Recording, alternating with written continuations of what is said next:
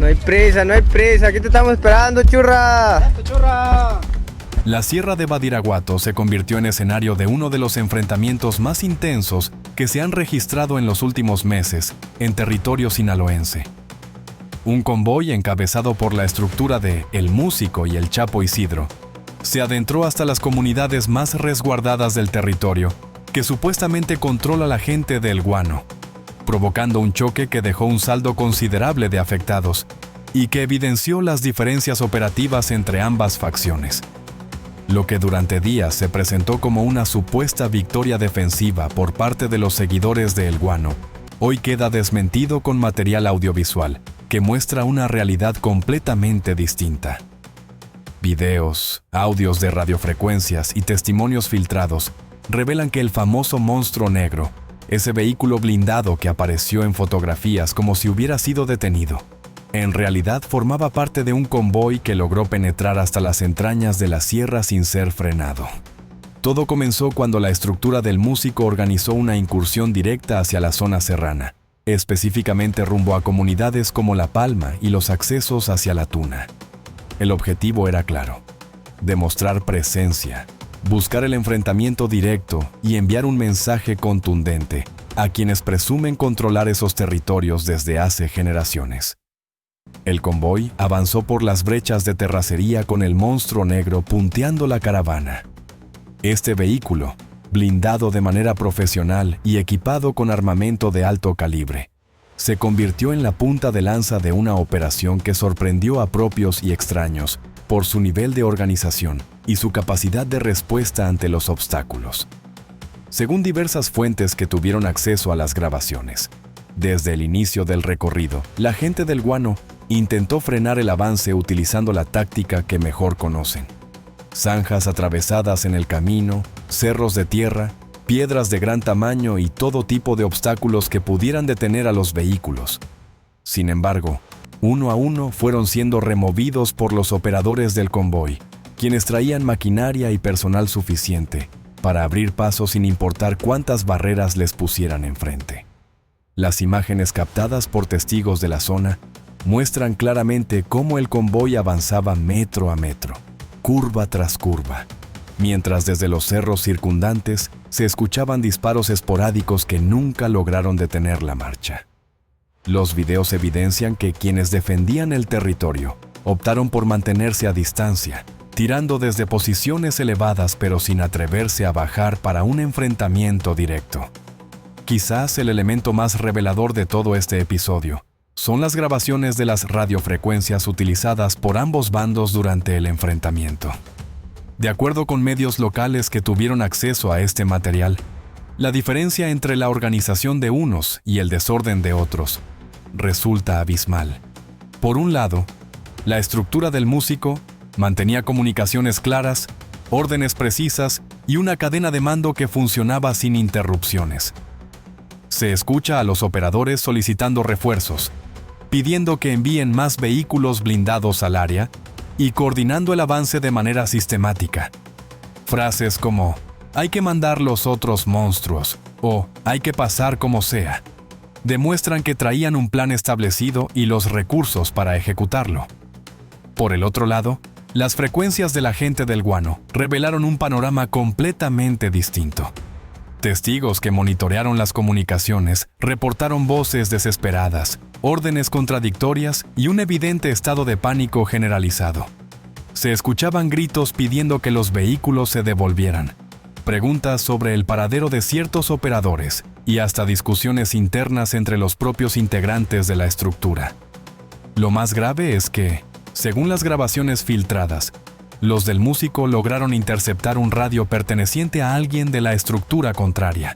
Esto les permitió escuchar en tiempo real todo el caos que se vivía del otro lado, las órdenes desesperadas, los reclamos entre compañeros y la evidente falta de coordinación. Mientras unos avanzaban con determinación, los otros se peleaban entre sí por el radio sin saber exactamente qué hacer. Habitantes de la zona señalaron que durante varias horas se escucharon ráfagas intermitentes provenientes de los cerros, pero que el convoy nunca detuvo su marcha. Las detonaciones se percibían lejanas, como si quienes disparaban estuvieran más preocupados por mantener distancia que por frenar realmente el avance enemigo. Cuando el convoy finalmente alcanzó la comunidad de La Palma, el silencio en los cerros se volvió más evidente. De acuerdo con diversas fuentes, la gente del Guano observaba desde las alturas cómo los vehículos blindados se posicionaban en territorio que consideraban suyo, sin poder hacer nada más que mirar y reportar por radio lo que estaba sucediendo.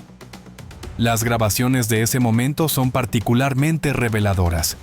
Se escucha a operadores del músico celebrando haber llegado a su objetivo, lanzando frases directas hacia sus rivales y demostrando que el temor que supuestamente debían sentir nunca existió. Por el contrario, eran ellos quienes generaban el miedo en el bando contrario. Testigos de la zona reportaron que los vehículos del convoy permanecieron en el área durante un tiempo considerable, como si quisieran dejar claro que podían quedarse el tiempo que les diera la gana sin que nadie los pudiera sacar. Esta demostración de fuerza representó un golpe significativo a la imagen de control territorial que durante años había construido la estructura del Guano en esa región. Lo que siguió fueron horas de tensión en las que los habitantes de las comunidades cercanas permanecieron resguardados en sus hogares, sin atreverse a salir mientras escuchaban el ir y venir de vehículos pesados y las ráfagas ocasionales que se intercambiaban a la distancia. Un elemento que llamó la atención durante este enfrentamiento fue el uso intensivo de zanjas como método defensivo. Según información recopilada por diversos medios, esta táctica fue implementada originalmente por un personaje conocido como el Texas, quien durante su tiempo como operador en la zona baja de Badiraguato, comenzó a utilizar este método para dificultar el acceso de fuerzas enemigas. Sin embargo, lo que alguna vez funcionó como una estrategia efectiva, hoy parece haberse convertido en el único recurso disponible para una estructura que ya no tiene la capacidad de enfrentar de manera directa. Las zanjas retrasan, estorban y complican el avance. Pero cuando el enemigo trae la determinación y los recursos para superarlas, terminan siendo apenas un inconveniente menor. De acuerdo con fuentes cercanas al conflicto, el propio Texas ya no se encuentra en territorio sinaloense. Reportes indican que se habría trasladado a otra entidad federativa, desde donde supuestamente sigue dando órdenes a distancia sin exponerse personalmente. Esta situación refleja un patrón que se ha vuelto común en la estructura.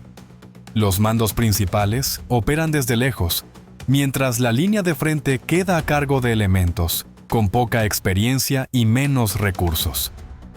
Habitantes de la sierra señalaron que esta dinámica ha generado descontento entre quienes se quedan a defender el territorio, pues sienten que sus superiores los han dejado solos frente a un enemigo cada vez más organizado y mejor equipado.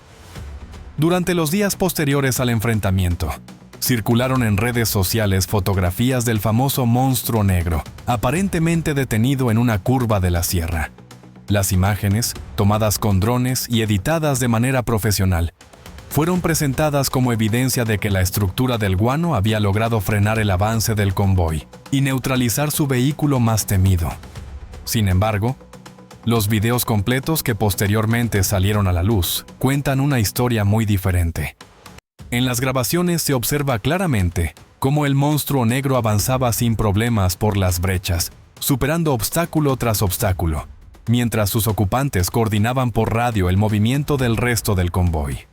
Las imágenes que se presentaron como una victoria resultaron ser apenas un momento estático, una pausa en el camino que fue aprovechada para crear una narrativa favorable. Pero cuando el material completo quedó expuesto, la verdad se hizo evidente. El convoy nunca fue detenido, el monstruo negro nunca quedó varado, y la estructura del músico logró cumplir su objetivo de penetrar hasta territorio enemigo. Esta guerra de narrativas se ha convertido en un elemento fundamental del conflicto actual en Sinaloa. Ambos bandos utilizan redes sociales, videos editados y comunicados para tratar de imponer su versión de los hechos. Pero como quedó demostrado en este caso, cuando existe material audiovisual sin editar, las versiones fabricadas terminan cayendo por su propio peso. Para entender la magnitud de lo ocurrido, Es necesario ubicar este enfrentamiento dentro del contexto más amplio del conflicto que se vive en Sinaloa desde hace meses. La Sierra de Badiraguato, históricamente considerada como cuna de algunas de las figuras más importantes del crimen organizado en México, se ha convertido en uno de los principales escenarios de disputa entre las facciones que alguna vez formaron parte de una misma organización. Por un lado, está la estructura encabezada por el músico y el Chapo Isidro, que ha demostrado tener capacidad operativa, recursos logísticos y una organización militar que les permite realizar incursiones profundas en territorio enemigo. Por el otro lado está la gente del Guano, que a pesar de presumir el control histórico de la zona, ha mostrado serias dificultades para defender sus posiciones cuando el enfrentamiento es directo. Según analistas que siguen de cerca el conflicto sinaloense, la diferencia fundamental entre ambas estructuras radica en su capacidad de respuesta y en la presencia física de sus liderazgos. Mientras unos mantienen a sus mandos cerca del frente de batalla, coordinando personalmente las operaciones, los otros han optado por dirigir desde la distancia, dejando a sus elementos de línea, sin el respaldo necesario para sostener posiciones. Esta dinámica ha provocado que en los últimos meses se registren avances significativos por parte de la estructura del músico, quien ha logrado penetrar en zonas que antes se consideraban impenetrables. El enfrentamiento en La Palma es apenas el ejemplo más reciente de esta tendencia. Más allá de las disputas entre grupos armados, quienes realmente sufren las consecuencias de estos enfrentamientos son los habitantes de las comunidades serranas. Testigos de la zona reportaron que durante las horas que duró el choque, las familias permanecieron encerradas en sus hogares, muchas de ellas sin acceso a servicios básicos y sin posibilidad de salir a buscar ayuda. La presencia constante de convoys armados, los bloqueos en los caminos y las balaceras intermitentes han convertido a la Sierra de Badiraguato en una zona de alto riesgo donde la vida cotidiana se ha vuelto prácticamente imposible. Muchas familias han optado por abandonar sus comunidades, buscando refugio en poblaciones más grandes donde la presencia de autoridades ofrece al menos una sensación de seguridad. Habitantes señalaron que los enfrentamientos se han vuelto cada vez más frecuentes y que ya no existe la calma relativa que alguna vez caracterizó a estas comunidades. La disputa por el control territorial ha transformado por completo la dinámica social de la región, afectando actividades económicas tradicionales como la agricultura y la ganadería. Hasta el momento, las autoridades estatales y federales no han emitido un pronunciamiento oficial específico sobre los hechos ocurridos en Munidecintos, La Palma. Sin embargo, fuentes cercanas a las fuerzas de seguridad indican que se han reforzado los operativos de vigilancia en los accesos a la sierra, buscando evitar que los enfrentamientos se extiendan hacia zonas más pobladas. Elementos del Ejército Mexicano y de la Guardia Nacional mantienen presencia en puntos estratégicos de la región, aunque su capacidad de intervención en las zonas más remotas de la sierra sigue siendo limitada debido a las condiciones del terreno y a los riesgos que implica adentrarse en territorio donde operan grupos fuertemente armados. Lo que resulta evidente es que el conflicto en Sinaloa está lejos de resolverse y que los enfrentamientos como el ocurrido en Badiraguato seguirán siendo parte de la realidad cotidiana, mientras las estructuras criminales continúen disputándose el control de una de las plazas más importantes del país. Lo sucedido en la Sierra de Badiraguato deja varias lecciones claras. La primera es que en los conflictos actuales, la narrativa ya no puede construirse solo con fotografías editadas o videos parciales. Cuando existe material completo que contradice la versión oficial de cualquier bando, la verdad termina imponiéndose. La segunda lección tiene que ver con la importancia de la presencia física de los liderazgos en el terreno. Una estructura cuyos mandos operan desde la distancia difícilmente podrá sostener posiciones cuando el enemigo llega con determinación y recursos superiores. Y la tercera, quizás la más importante, es que mientras estos grupos continúen enfrentándose, las comunidades de la sierra seguirán pagando el precio más alto. Familias enteras atrapadas en medio de un conflicto que no eligieron y que parece no tener fin a la vista. El enfrentamiento en La Palma marcó un antes y un después en la percepción del control territorial en Badiraguato. Lo que durante años se presumió como un bastión inexpugnable, hoy se revela como un territorio en disputa, donde las certezas del pasado ya no tienen validez.